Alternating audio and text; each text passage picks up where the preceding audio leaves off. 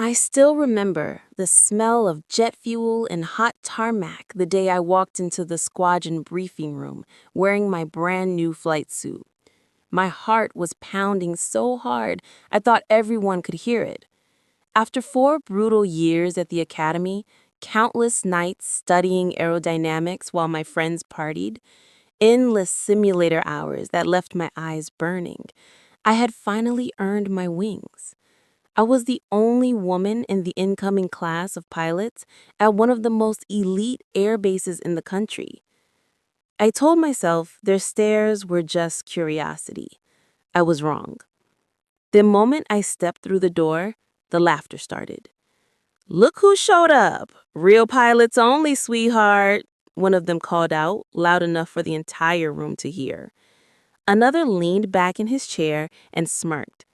"You sure you're in the right building? The stewardess lounge is 2 hangars over." The rest of the guys burst out laughing. My cheeks burned, but I forced a smile, took my seat in the back row, and pretended to study my folder. Inside, something cracked. I had expected teasing, maybe even hazing, but not this wall of pure contempt. Our instructor, Colonel Hayes, walked in and the room snapped to attention. He glanced at the roster, then at me. "Lieutenant Harper," he said, voice flat. "You'll be flying with Viper Flight today. Try to keep up." The snickers came again. Viper Flight, the hottest, most arrogant group on base. They called themselves the Kings of the Sky. And now they had fresh meat, me. For weeks, it never stopped. They hid my helmet, so I was late to pre-flight. They accidentally spilled coffee on my charts. Every time I spoke in briefings, someone muttered loud enough for me to hear, "Cute, but she'll never hack it." I started waking up at 4 a.m. just to triple check everything, terrified they were right. I cried in the shower where no one could see. I almost quit a dozen times. But what they didn't know, what no one on that base knew, was that my personnel file was sealed for a reason.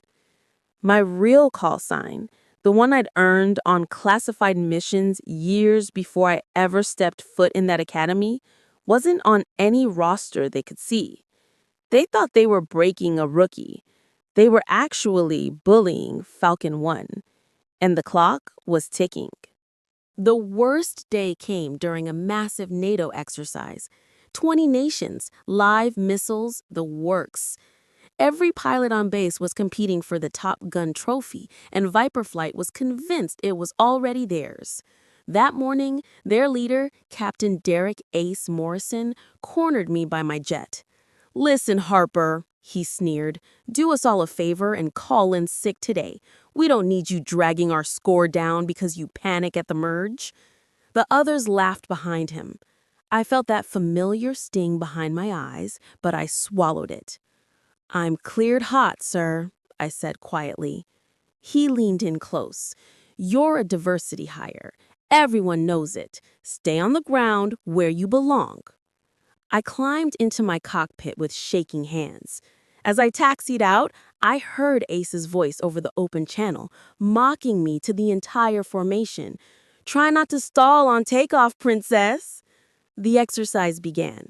Within minutes, Viper Flight was dominating until a real threat vector popped up on radar. An unidentified aircraft had penetrated restricted airspace at supersonic speed. Towers scrambled everyone.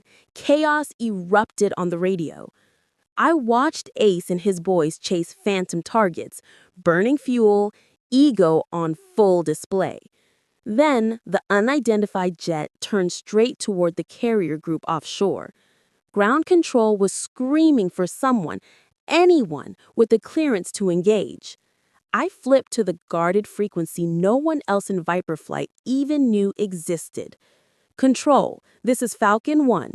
I have tally ho. Request weapons free." Dead silence on the open net. The controller's voice came back stunned. "Falcon One? Confirm identity." "Authentication, Delta Alpha Niner 3. I'm already inside engagement parameters. I rolled in behind the intruder, locked him up, and forced him to divert peacefully. No shots fired. The entire evolution took 90 seconds. Back on deck, Ace was celebrating what he thought was his victory until the base commander's staff car screeched to a halt outside the ready room. Out stepped a 3-star general I hadn't seen in 4 years. The room went dead quiet as General Ramsey strode in, eyes scanning until they landed on me. Every pilot snapped to attention, except me. I just stood there, arms loose at my sides, waiting. "Tin Hut was not for me, gentlemen," the general barked. He turned and saluted me. "Attention for Falcon One!" You could have heard a pin drop on carpet. Ace's face drained of color. General Ramsey's voice carried through the room like thunder. "Some of you seem confused about who belongs in this squadron. Allow me to clarify. The pilot you've been mocking for months is the same one who flew classified combat missions before most of you finished undergrad. She's the reason half the protocols you fly by even exist. Her call sign isn't Harper. It's Falcon One, and she outranks every last one of you in experience, skill, and courage." He stepped aside and gestured toward me. "Lieutenant Harper has been evaluating this squadron undercover at my request. Her report goes to the Pentagon tomorrow." Ace tried to speak. Nothing came out. I finally stepped forward, voice calm. "I didn't come here for applause. I came here to see if the next generation was ready to protect the people I used to fly for. Some of you aren't. Not yet." I looked straight at Ace. "But you will be, because starting tomorrow, I'm your new flight commander." I watched the arrogance melt off their faces, replaced with something that looked a lot like respect and fear. That night, Ace found me on the flight line. "Ma'am, I'm sorry. I cut him off gently. "You were exactly who I expected you to be. The question is, who you choose to be from now on." He nodded, eyes on the ground, then saluted. Crisp. Perfect. I never needed to scream or fight back. The truth did it for me. Sometimes the sweetest revenge isn't destruction, it's revelation. They tried to tear me down, but all they did was hand me the ladder to rise higher than they could ever imagine.